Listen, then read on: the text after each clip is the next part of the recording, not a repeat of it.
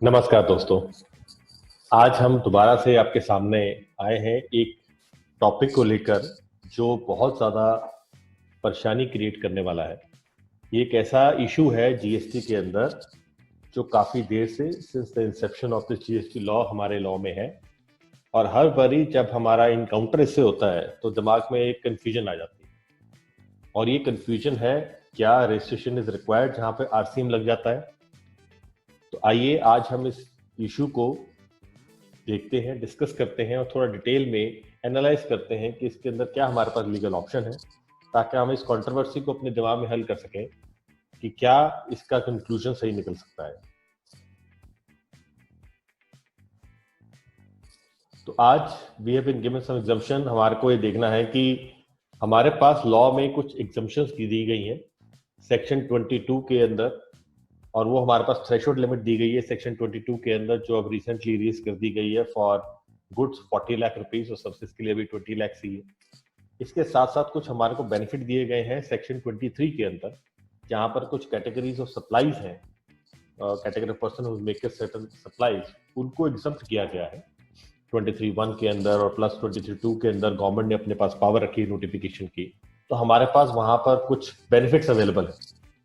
साथ साथ हम ये देखते हैं कि जो सेक्शन 24 है वहां पर कुछ हमारे ऊपर ऑब्लिगेशंस दी गई हैं कि कौन कौन सी ऐसी कंडीशंस हैं जहां पर मैंडेटरी रजिस्ट्रेशन की रिक्वायरमेंट आ जाती है। तो जो हमारा इशू है वो ये है कि बहुत सारे केसेस में हमने देखा है कि there is a head on fight between section 23 and section 24, और ऐसी सिचुएशंस के अंदर हमारे लिए डिसाइड करना बड़ा मुश्किल हो जाता है कि कौन सी प्रोविजन प्रिवेल करेगी, सेक्शन 22 या section 24। So section 24 override section 22, ये तो हमारे को पता ही है, बिकॉज सेक्शन 24 के ऊपर बड़ा क्लियर कट लिखा हुआ है, not standing anything contained in section 22(1).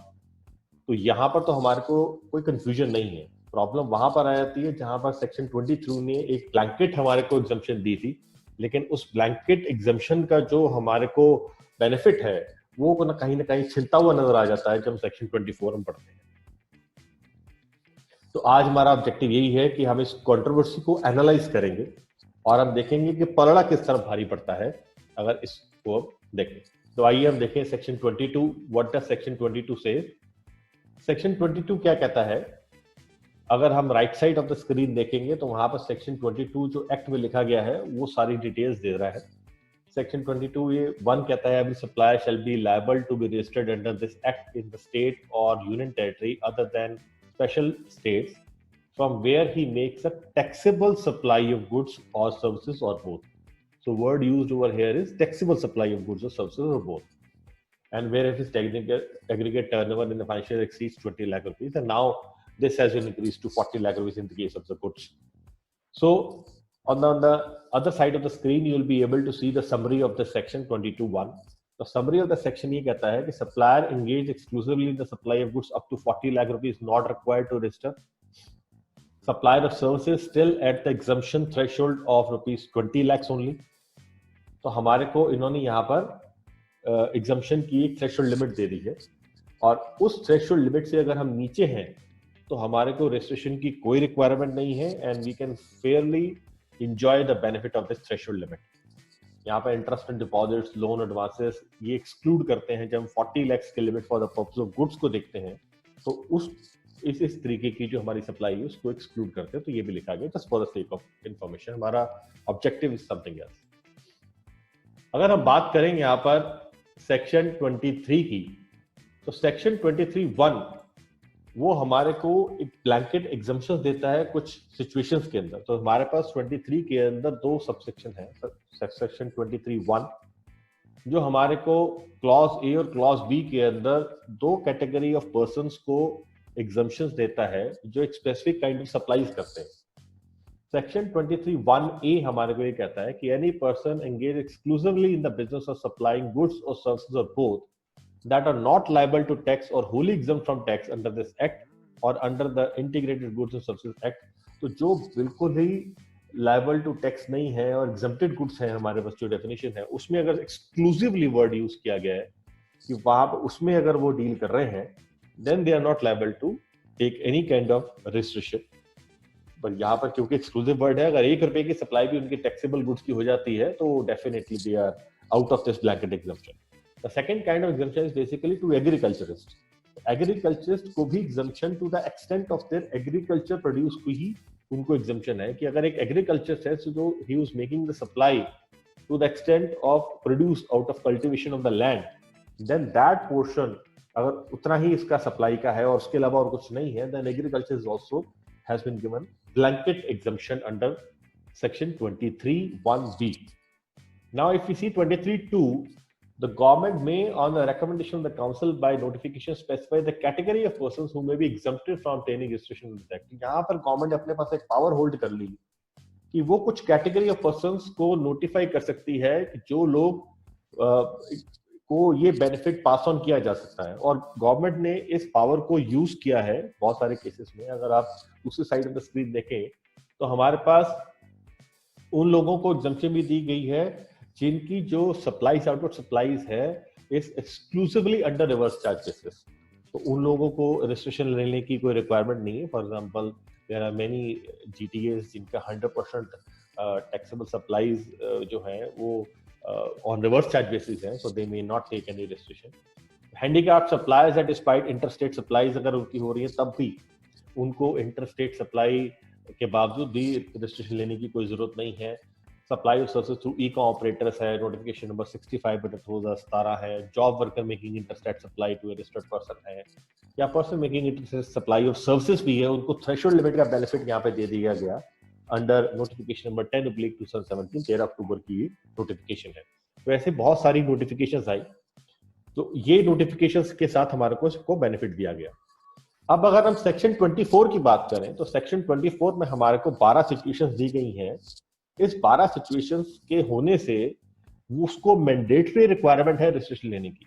ये कौन कौन सी 12 सिचुएशंस है? नंबर 1 है person making interstate supply of services, casual taxable persons हैं मेकिंग टैक्सेबल सप्लाई है, persons who are required to pay tax under reverse charge है, persons required to pay tax under subsection 5 और section 9 है, then non resident taxable person है, then TDS इनको deduct करना पड़ता है 51 के अंदर, और वो जो एजेंट्स हैं उनके लिए है, इनपुट सर्विस डिस्ट्रीब्यूटर्स हैं, और जो ई कॉमर्स ऑपरेटर के थ्रू ऑपरेट करते हैं, और ई कॉमर्स ऑपरेटर को खुद को जो जिसको टीसीएस डिडक्ट करना पड़ता है 52 के अंदर, OIDAR सर्विसेज वाले जो लोग हैं, और बाकी जो लोग अगर को नोटिफाई यहाँ पर होंगे। तो ये सारी चीजें हमारे पास है सिचुएशंस जहां पर मैंडेटरी रजिस्ट्रेशन है।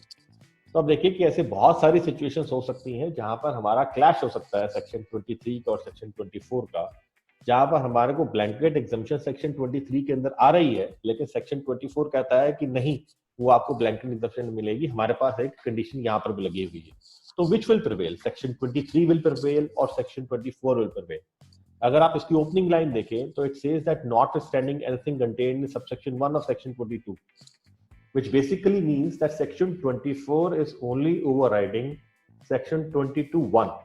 ये 22(1) को बाईपास करता है। ये बड़ा क्लियर कट हो गया। इसका मतलब ये है कि अगर कोई पर्सन की थ्रेशोल्ड लिमिट से नीचे उसकी टैक्सेबल सप्लाईज है और उसके पास टैक्सेबल सप्लाईज है, एग्जम्प्टेड और टैक्सेबल मिला के वो नीचे आ रहा है थ्रेशोल्ड लिमिट से, और अगर उसके पास कोई ऐसी कंडीशन हिट हो गई सेक्शन 24 की, फिर उसको थ्रेशोल्ड लिमिट जो सेक्शन 22(1) के अंदर अवेलेबल थी अदरवाइज वो अवेलेबल नहीं होगी और उसको रजिस्ट्रेशन करवानी ही पड़ेगी, उसका कोई हल नहीं। तो ये तो चीज हमारे लिए बड़ी क्लियर होगी, भैया सेक्शन 22(1) थ्रेशोल्ड लिमिट जो है वो तो टोटली एप्लीकेबल नहीं है। अगर कहीं आरसीएम की कहीं पे एप्लीकेबिलिटी होगी, टीडीएस रिक्वायरमेंट होगी डिडक्ट करने की, तो आपका एग्जम्पशन खत्म है, थ्रेशोल्ड लिमिट खत्म। प्रॉब्लम कहां पर आती है? प्रॉब्लम वहां पर आती है जहां पर सेक्शन 23 की हमारे पास एग्जम्पशन अवेलेबल है और सेक्शन 24 की कोई प्रोविजन हमारे को ऐसी हिट हो जाती है जो 23 की एग्जम्पशन के साथ हिट करती है।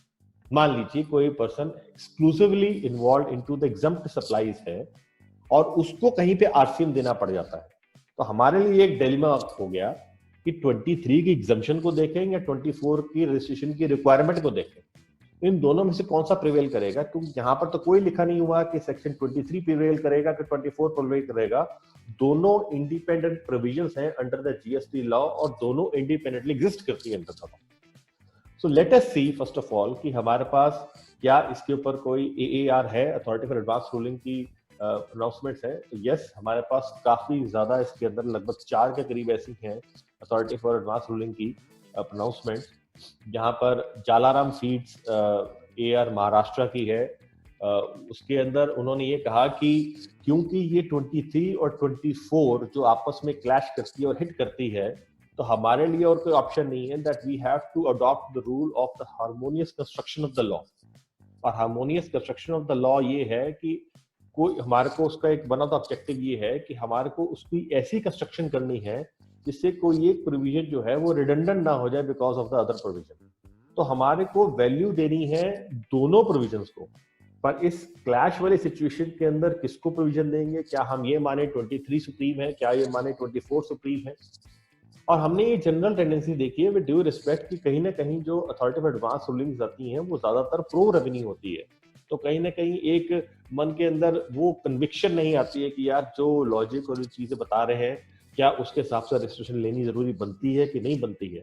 तो जितनी भी अथॉरिटी ऑफ एडवांस रूलिंग आई, उन्होंने ये कहा कि जहां पर ऐसी हिट होती है और क्लैश होती है और कहीं पे आपको RCM देना पड़ जाता है या आपको कोई TDS की प्रोविजन आ गई जो स्पेसिफिक कंडीशंस है 24 के अंदर, तो वहां पर आपको 23 की एग्जम्पशन नहीं मिलेगी और आपको रजिस्ट्रेशन करवानी पड़ेगी despite the fact that you are involved in to exclusively exempt supply. तो ये सारे के सारे क्रक्स है जितनी भी अथॉरिटी फॉर एडवांस रूलिंग है, चाहे वो आप सोनका पब्लिकेशन इंडिया प्राइवेट लिमिटेड की बात करिए या इसके अलावा अगर आप बात करें Medivision scan diagnostic research centre में, यहाँ पर तो वो ज्यादा बात करता ही नहीं rule of construction harmonious construction की। वो सीधी अपने डिसीजन ही देता है कि भाई 24 अप्लाई होगा और आपको रजिस्ट्रेशन लेनी ही होगी। ऐसे सबसे पहले जो ज्वाइंट प्लांट कमेटी का भी AR वेस्ट बंगाल का भी एडवांस रूलिंग आया था, तो उसके अंदर भी इन्होंने यही कहा। तो अभी तक हमने क्या देखा? अभी तक हमने ये देखा कि 22 सेक्शन 22 है रजिस्ट्रेशन के लिए जहां पे थ्रेशोल्ड लिमिट है, सेक्शन 23 है जहां पे ब्लैंकेट एग्जम्पशन है, 24 है जहां पे मैंडेटरी कंडीशंस है फॉर ऑब्टेनिंग रजिस्ट्रेशन, 22 का जहां तक सवाल है वहां पर कोई प्रॉब्लम नहीं है, 24 उसको ओवररूल करता है। अगर किसी की कोई पर्सन है जो सिर्फ थ्रेशोल्ड लिमिट के कारण रजिस्ट्रेशन नहीं ले रहा और उसको 24 की कोई स्पेसिफिक कंडीशन अगर हिट हो जाती है तो उसको रजिस्ट्रेशन लेनी ही पड़ेगी, ये बड़ा क्लियर है, तो इसमें कोई डाउट ही नहीं है। 23 और 24 का आपस में क्लैश हो जाता है और ये हमारे लिए एक बहुत बड़ा एक डिलेमा का सिचुएशन है। और ये बात सही है कि अगर 23 और 24 अगर आपस में हिट हो जाता है तो हमारे को rule of harmonious construction of law को ही देखना पड़ेगा, हमारे पास और कुछ चारा नहीं है। तो आइए हम देखें कि rule of harmonious construction of law वो क्या कहता है। यहाँ पर एक लैंडमार्क केस था CIT versus Hindustan bulk carriers का, सुप्रीम कोर्ट की जजमेंट है। उसने कुछ कार्डिनल प्रिंसिपल्स बनाए थे कि हार्मोनियस कंस्ट्रक्शन ऑफ लॉ जब हमने करना है तो हमने क्या क्या प्रिंसिपल्स को देखना है। तो लेट अस सी कि what are the principles which the courts have adopted. The court say that courts must avoid a head-on clash of seemingly contradicting provisions and they must construe the contradictive provisions so as to harmonize them। तो पहली सी बात है, हम भी ये चाहते हैं कि head-on clash ना हो, हार्मोनियस कंस्ट्रक्शन हो। The provision of one section cannot be used to defeat the provision contained in another unless the court, despite all its efforts, unable to find a way to reconcile differences। तो हमारे को दोनों को महत्व देना है, 23 को भी 24 को भी। तो ऐसा नहीं होना चाहिए कि किसी एक प्रोविजन के कारण दूसरी प्रोविजन जो है वो डिफीट हो जाए। तो अगर अनेबल नहीं होती है डिस्पाइट ऑल एफर्ट्स, कोर्ट को ये कोशिश करनी चाहिए कि इसकी प्रॉब्लम सॉल्व हो जाए। When it is impossible to completely reconcile the differences in contractual provisions, the courts must interpret them in such a way so that the effect is given to both the provisions as much as possible। तो यहाँ पर भी court ये कह रहा है कि कोशिश यही करें कि दोनों प्रोविजंस को कोई ना कोई इफेक्ट और कोई ना कोई कलर जरूर दे। ऐसा ना करें कि दोनों में से एक प्रोविजन पूरी तरह रिडंडेंट ही हो जाए। और courts must also keep in mind that interpretation that reduces one provision to a useless number or dead is not harmonious construction। तो ये भी हमारे को देखना पड़ेगा भी ऐसा ना हो कि कोई एक प्रोविजन जो है यूजलेस ही बच जाए, उसकी कोई वैल्यू ही ना रहे, तो वो भी हमारे को देखना पड़ेगा। तो हमारे को to harmonise is not to destroy statutory provisions और टू रेंडर इट फ्रूटलेस। तो ये सारी जो कार्डिनल प्रिंसिपल्स हैं इनको पढ़ के मोटा मोटा हमारे को यही समझ आता है कि हमारे पास अब कोई ऑप्शन नहीं है। हम इसको ब्रेक डाउन करके कोई ऐसा तथ्य निकालें, कोई गूढ़ मंत्र निकालें जिससे दोनों प्रोविजंस की लाज रहे और उनकी इंपॉर्टेंस बनी रहे। ऐसा ना हो कि एक प्रोविजन बिल्कुल रिडंडेंट हो जाए और दूसरे प्रोविजन चले प्रवेल करते हैं। अगर हम कहें भी 23 सुप्रीम है तो 24 का तो फायदा ही नहीं है स्टैट्यूट के अंदर। फिर 23 की एग्जम्पशन जहां पर मिलती है वहां पे तो आरसीएम भी पे नहीं करना, रजिस्टर नहीं करवानी, तो 24 का फायदा क्या हुआ। और अगर हम कहें भी 24 सुप्रीम है, फिर 23 का फायदा कहां पर हुआ, जहां पे आरसीएम लगे वहां पे तो ब्लैंकेट एग्जम्पशन है ही नहीं है। और या फिर बाकी मेकिंग के सप्लाई के अंदर भी इंटरस्टेट सप्लाई है, बाकी सारी कंडीशंस भी है जहां पे 23 को फिर कोई नोटिफिकेशन भी इशू करनी चाहिए गवर्नमेंट को। तो बहुत बड़ी प्रॉब्लम। तो let us try to understand. अब दोबारा एक नजरिए से देखते हैं सेक्शन 24 को। आइए देखें। अब अगर हम सेक्शन 24 को देखें तो इसके 12 क्लॉजेस है। 12वीं जो क्लॉज है वो तो एक पावर है to the government to notify any other person, any other condition, any other situation. तो हम लगभग 11 क्लॉजेस को डिस्कस करेंगे। 11 क्लॉजेस को क्विकली डिस्कस ये करते हैं कि अगर आप इसको ध्यान से देखें तो ये जो 24 सेक्शन है इसमें दो तरीके कैटेगरी ऑफ पर्सन है। एक वो कैटेगरी ऑफ पर्संस हैं जिनके ऊपर कंडीशन है for making a certain supply, और एक वो कैटेगरी ऑफ पर्संस है जो इंक्लूडेड है फॉर एनी अदर रीजन। अब वो मैं इसका मतलब क्या है और मैं क्या कहना चाहता हूं वो हम इस प्रोविजन में देखें। देखिए पहली प्रोविजन क्या कहती है, person making an interstate taxable supply. अब यहां पर supply, he is making a supply. कौन सी सप्लाई? Interstate supply. सो यहां पर जो मैंने रेड मार्क किया है ये वो वाली कंडीशन है जहां पर the category of persons is making certain supply. तो एक हम डिस्टिंक्शन इस तरीके से करने की कोशिश करते हैं, casual taxable person making taxable supply, फिर यहां पर भी कैटेगरी ऑफ पर्सन है who is making certain supply. तो ये भी एक हमारे पास कंडीशन है। देन हमारे पास 5वीं क्लॉज है non resident taxable person making taxable supply. यहां पर कैटेगरी ऑफ पर्सन है who is involve to making certain specific kind of a supply. तो ये कंडीशन है। Then we have 7 number clause which says the person who make taxable supply of goods or services both on behalf of another taxable person. यहाँ पर भी any person who is making a supply on behalf of somebody else, so he is also involved into making of a supply, taxable supply of goods, nature of supply specified है। और एक और है हमारे पास ये जो 9 नंबर है clause, इसके अंदर कहता है persons who supply goods or services of both other than supply specified in subsection 5 or section 9 through such e-commerce operator who is required to collect tax as source under section 52. और हमारे पास एक आ गया 11 number, every person supplying online information database or travel services from a place outside India to a person other than registered person. अब यहाँ पर supply करने की एक इवेंट है, यहाँ पे वो कैटेगरी ऑफ पर्सन है जो सप्लाई कर रहे हैं किसी तरीके से। अब इसके अलावा कौन कौन सी कंडीशंस हैं जहां पे सप्लाई करने की कंडीशन नहीं है लेकिन अदर देन सप्लाई की कंडीशन है, तो वो क्लॉजेस हैं।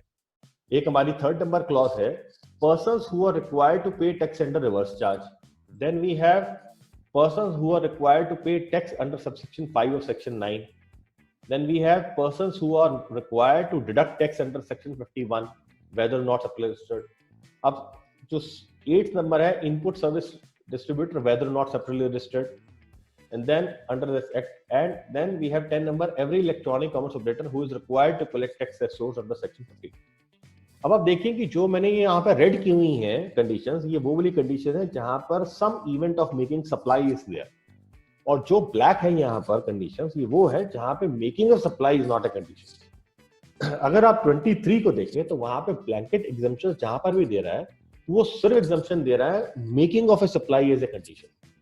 तो यहां पर अगर आप 23(1) की बात करें तो वहां पर भी वो बात करता है making of an exempt supply, और वो 23(1)(b) की अगर हम बात करें तो agriculture to the extent of resupplying goods out of cultivation of land, तो making of supply of certain nature की बात कर रहा है। अगर हम उसमें हम जितनी गवर्नमेंट नोटिफिकेशंस भी देखें तो वहां पर वही नोटिफिकेशंस हैं जहां पे making of a supply certain event. अब यही एक ऐसी डिस्टिंक्शन है जो हमारी निकल कर आती है सेक्शन 24 के अंदर। तो मुझे लगता है कि हम इसी से अगर चेन को ब्रेक करके देखें तो हम ये एनालाइज करेंगे कि जहां तक तो मेकिंग ऑफ सप्लाई वाली कंडीशन है अंडर सेक्शन 24, वहां पर तो हमारी ब्लैंकेट एग्जम्पशन 23 की जो है वो प्रिवेल करती है, और ये कहना गलत होगा कि 23 is not supreme to 24, both are independent provisions. और जहां पर हमारे पास एग्जम्पशन 23 में लगी हुई है तो 24 की conditions of making of supply जो वाली जो है वो अप्लाई नहीं होंगी, एग्जम्पशन अंडर सेक्शन 23 जो हमारे को अवेलेबल है वो अप्लाई हो जाएगी।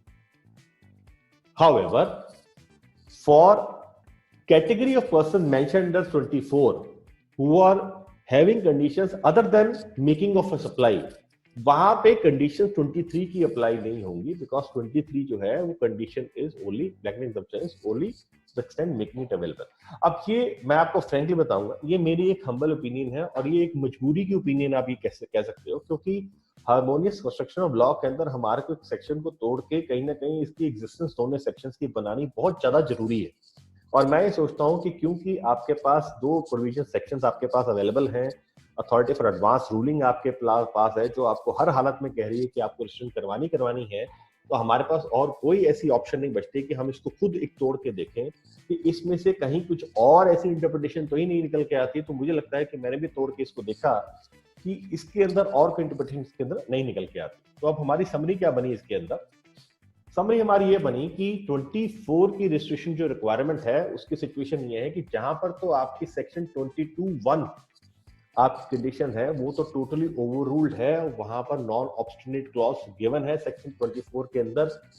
अगर आपका कोई एसएससी ऐसा है जिसने सिर्फ थ्रेशोल्ड लिमिट में अगर अपनी रजिस्ट्रेशन नहीं ले रखी है और उसको कोई ऐसी कंडीशन 24 की फिट हो जाती है आरसीएम पे करने की या टीडीएस की या टीसीएस की, तो उस केस पे कोई उसके पास ऑप्शन नहीं है, उसकी थ्रेशोल्ड लिमिट को 0 मान लिया जाएगा और इमीडिएटली उसको रजिस्ट्रेशन लेनी पड़ेगी। नो क्वेश्चंस आस्क्ड, उसके अंदर कोई पॉसिबिलिटी नहीं। जहां तक तो सेक्शन 23 की ओवररूल करने की बात है, तो सेक्शन 23 की ओवररूल करने के लिए ऐसा है कि सेक्शन 23 को हम मानते हैं कि वो ओवर एंड अबव है section 24 only to the extent of the nature of the supplies and the category of persons entering into the nature of those supplies mentioned under 23। तो इसका मतलब ये हुआ कि जहां तक तो वो सारी कंडीशन है 24 के अंदर, जो कंडीशन सिमिलर कंडीशन 23 के अंदर है, मतलब making of supply by certain category of persons, तो उस कंडीशंस के अंदर तो हमारे को बेनिफिट ऑफ सेक्शन 23 ही मिलेगा। फॉर एग्जांपल मैं आपको बात बताता हूं, जैसे हमारे पास एक कंडीशन है सेक्शन 24 के अंदर कि एजेंट अगर making a supply on behalf of a principal तो उसको रजिस्ट्रेशन लेनी पड़ेगी। पर अगर आपका प्रिंसिपल जो है वो 100% एग्जम्प्ट सप्लाईज के अंदर है, तो उस केस के अंदर ब्लैंकेट आपको एग्जम्पशन सेक्शन 23 की मिल गई, तो उस केस के अंदर एजेंट को भी रजिस्ट्रेशन लेने की जरूरत नहीं पड़ेगी। तो इंटरस्टेट सप्लाईज भी अगर आपकी एग्जम्प्ट है, और हमारा पहला क्लॉज 24 का क्या करता है कि वो कहता है कि person making interstate supply of services goods और सर्विसेज, तो उस केस के अंदर हमारे पास वो क्या कहता है सेक्शन 23 कि अगर आप एक्सक्लूसिवली एग्जम्प्ट सप्लाईज के अंदर हैं तो आपको रजिस्ट्रेशन लेने की जरूरत नहीं है। वहां पे इंटरस्टेट या इंट्रास्टेट की वो बात नहीं करता है। अब 24(1) की जो कंडीशन है making interstate supply of services, तो वहां पर वो सबऑर्डिनेट बन जाता है, क्योंकि हमारा एग्जम्पशन है 23 के अंदर, तो 24(1) की कंडीशन हमारे को नहीं लगेगी, हमारे को रजिस्ट्रेशन लेने की जरूरत नहीं पड़ेगी। अब हमारे पास वो सिचुएशंस रह जाती हैं जो कंडीशंस हमारी सेक्शन 24 की तो हैं, लेकिन वो सिमिलर कंडीशंस सिमिलर टाइप की एग्जम्पशंस हमारे पास 23 में नहीं है, यानी कि वो category of persons who are not involved into making of any other supply but they are having certain other conditions other than making a supply। उस केस के अंदर सेक्शन 23 की एग्जम्पशन जो है वो अप्लाई नहीं होंगी। अगर कुछ ऐसी ऑब्लिगेशन हमारे पास है सेक्शन 24 के अंदर, तो उस केस में हमारे को रजिस्ट्रेशन लेनी पड़ेगी। तो मोटा मोटा मैं आपको बताऊंगा कि अगर हम एआर को इस तरफ रख देते हैं और इस सेक्शंस को तोड़कर अपना कंक्लूजन निकालने की कोशिश करते हैं, तब भी हम किसी ना किसी तरीके से उसी कंक्लूजन पे पहुंच जाते हैं जहां पर हमारे को एआर की ये ओपिनियंस दी गई हैं, हालांकि इस तरीके से तोड़ के नहीं दी गई। मान लीजिए मैं आपको एग्जांपल देता हूँ, एक हॉस्पिटल है, हॉस्पिटल की सारी आउटवर्ड सप्लाई जो है वो एग्जम्प्ट है, लेकिन अगर वो कोई कैपिटल गुड्स खरीदता है और उसके पास उसके ऊपर इनपुट टैक्स क्रेडिट वो लेने की उसके पास अलाउबिलिटी नहीं है, because ITC is not allowed, अगर आपकी एग्जम्प्टेड सप्लाईज है आउटवर्ड, तो उसकी सारी जीएसटी जो कैपिटल गुड्स की उसकी वो कॉस्ट बन गई। इसी तरीके से मान लीजिए अगर वो जब उसने कैपिटल गुड्स लेके आए तो उसके साथ वो एक आरसीएम भी उनको लग गया, फ्रेट आ गया उसके पास, और फ्रेट की उसके पास बिल्टी आ गई। अब उस केस के अंदर क्या है कि लॉ में ये लिखा गया है कि ये शिफ्टिंग ऑफ लायबिलिटी है from the person who is supplying to the person who is the recipient. अब इस केस के अंदर द ट्रांजैक्शन के ऊपर जो कॉस्ट और बर्डन है वो वही का वही है। अगर ये आरसीएम ना होता तो शायद कॉस्ट उनकी वही रहती, वो अगले ने उसको लगा के देना था फॉरवर्ड चार्ज पर, चाहे वो एडवोकेट भी होता तो। बट क्योंकि इसके अंदर शिफ्टिंग ऑफ लायबिलिटी है, then this liability can not be fulfilled, this obligation can not be completed unless and until this entity takes a registration under the act. और यही सबसे बड़ा इरिटेंट है, because an entity, just because of getting trapped into this kind of inward supply, which is under the RCM, the entity will have to take registration under the GST provisions, and then will have to comply with all the requirements of filing of GST returns and reporting and all those things, और उसके लिए एक बड़ी inconvenience आ जाती है। कहीं ना कहीं हमारे को लगता है कि ये एथिकल नहीं है, इमोरल है, पर मैं आपको फ्रेंड्स ये बताऊंगा कि लॉ में कुछ भी एथिकल या इमोरल नहीं है। लॉ लॉ है, हमारे को उसकी सही इंटरप्रिटेशन के साथ ही उसको अप्लाई करना पड़ेगा। हाँ, लॉ में क्या एथिकल है और क्या इमोरल है, इसको डिसाइड करने की पावर सिर्फ कोर्ट्स के पास है, विज़ the constitution of India, which is the mother law of the country. So unless and until we get any kind of decision from any of the court which basically strikes down certain provision of certain section or makes certain part of certain section inoperative or makes certain provision superior to the provision in some way, तब तक हमारे लिए बहुत बड़ी risk की proposition है। हमारे को इसमें कोई भी एक एग्रेसिव व्यू लेकर अपना फायदा नहीं होगा। तो मेरी हम्बल ओपिनियन ये है कि आपको रिस्ट्रिक्शन सभी केसेस में लेनी चाहिए। अब मैं आपको कंक्लूजन मैंने आपको मोटा मोटा बता दिया, तो मैं आपको इसके साथ कुछ बताना चाहूंगा कि क्या इसके अंदर कोई रेस्क्यू है हमारे लिए, क्या इसके अंदर कोई और वे आउट है। एक तो छोटी छोटी चीजें मैं जरूर आपको बताना चाहूंगा, बिकॉज सिर्फ जो लिखा हुआ है इसको तोड़ के बता देने से इस वीडियो का पर्पस सॉल्व नहीं होता अगर हम इसके बियॉन्ड एक स्टेप आगे ना चलें। मैं ये सजेस्ट करता हूं कि जो लोग भी एसएससी हैं, जो अपनी एग्जाम सप्लाईज के अंदर डील करते हैं, they should make sure that whenever they receive any material they should take freight paid material, और चाहे वो जो सप्लायर है वो अपने बिल के अंदर फ्रेट ऐड करके उनको बिल में दे दे, but they should not pay make any payment to any good transport agency ताकि उसको आरसीएम लगे। पहली बात तो ये इंश्योर कर लिया जाए, क्योंकि अगर वो इनवर्ड सप्लाई ले रहे हैं जिसके ऊपर फ्रेट इंक्लूडेड है into the bill, then it becomes a composite supply, और डेफिनेटली वो उसके अंदर फ्रेट जो पार्टी पे कर रही है और आपसे पेमेंट उसके कलेक्ट कर रही है, तो आपके ऊपर आरसीएम नहीं लगेगा। इस बात का भी हम ध्यान रखें, पहली बात। दूसरी बात मैं आपको एक और ध्यान देना चाहूंगा, कई बार ये माइंड स्किप हो जाती है, कोई चीज हमारे को नहीं क्लिक करती है। जीटीए क्या है? जीटीए वो है जो आपको कंसाइनमेंट नोट इशू करता है, इस बात का भी हम ध्यान रखें। कंसाइनमेंट नोट मतलब वो हुआ एक बिल्टी जिसको हम कहते हैं, जिसमें कंसाइनर, कंसाइनी और सारी चीजें लिखी होती है, जिसमें रिस्क ड्यूरिंग ट्रांसपोर्टेशन जो है वो कंसाइनर मतलब ट्रांसपोर्टर के पास होता है। अगर आपके रिकॉर्ड के अंदर ऐसी बिल्टी नहीं है, अगर एक मोटर लॉरी वाला या एक ट्रक वाला अगर आपसे फ्रेट चार्ज कर रहा है और आपको मटेरियल लाके दे रहा है, तो आपको आरसीएम नहीं लगता है। उस केस में इट इज टोटली एग्जम्प्ट।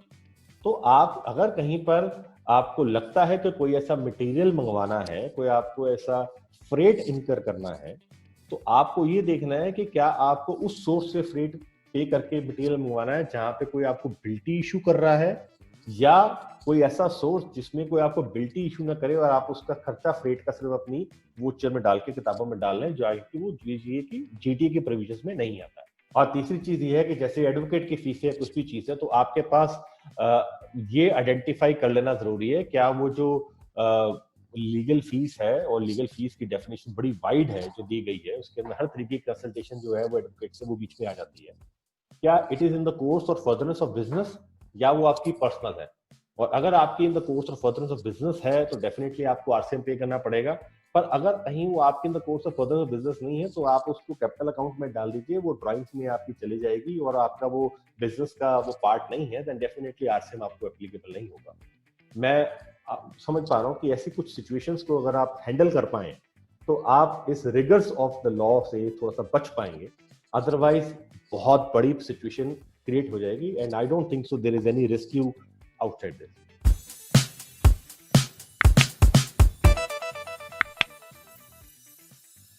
दोस्तों, हम एक नया तरीका अब शुरू करने वाले हैं, आप सबको लोगों को इस डिस्कशन नॉलेज शेयरिंग प्लेटफॉर्म में इन्वॉल्व करने का।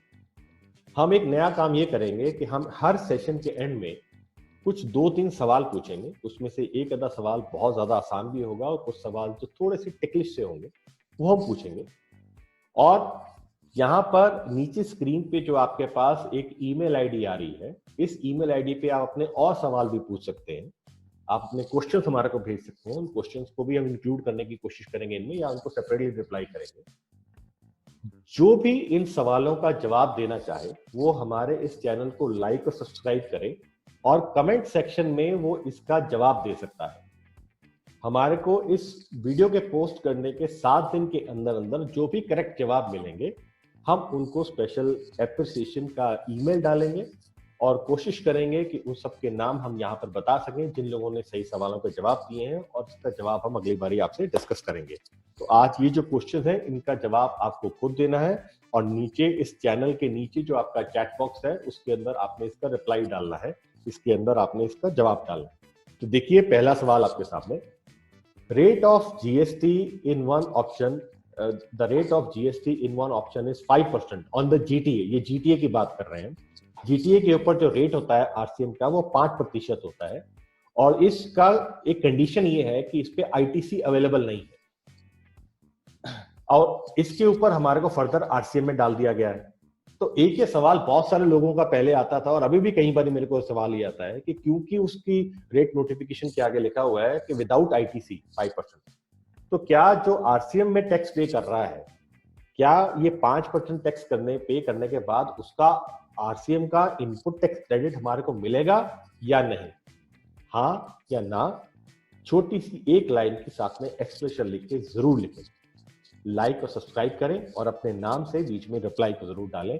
मैं इस सवाल के जवाब का वेट करूंगा। अगला सवाल देखिए, mister Kulbhushan Gupta is an unregistered proprietor having a book shop.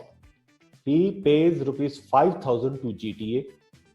Would he require registration? Mister Kulbhushan Gupta जो है वो एक किताबों के विक्रेता हैं और वो अनलिस्टेड है और वो प्रोप्राइटरशिप में काम कर रहे हैं। उन्होंने एक जीटीए को 5,000 रुपए दे दिए। क्या उनको रजिस्ट्रेशन भी लेनी पड़ेगी क्योंकि किताबें जो हैं वो एग्जाम सप्लाई है?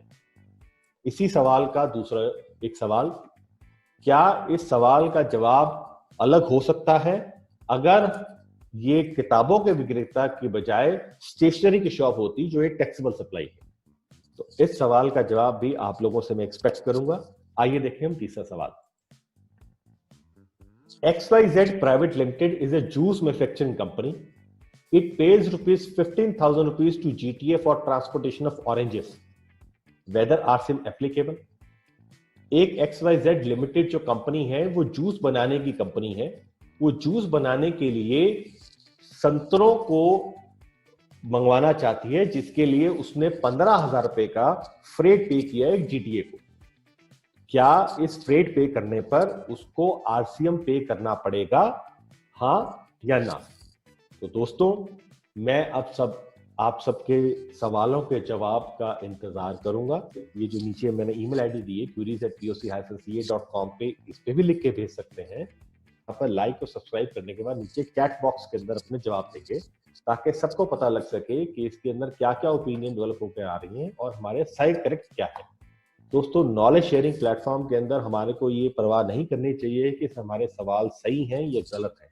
जीएसटी एक ऐसा लॉ है कि कोई भी इतना कॉन्फिडेंटली नहीं कह सकता कि मैं निपुण और परफेक्ट हो गया इस लॉ के अंदर, कि कोई इवॉल्विंग लॉ, अभी बहुत सारे ऐसे इश्यूज हैं जिसके ऊपर हमारे को ओपिनियन ऑफ द कोर्ट चाहिए।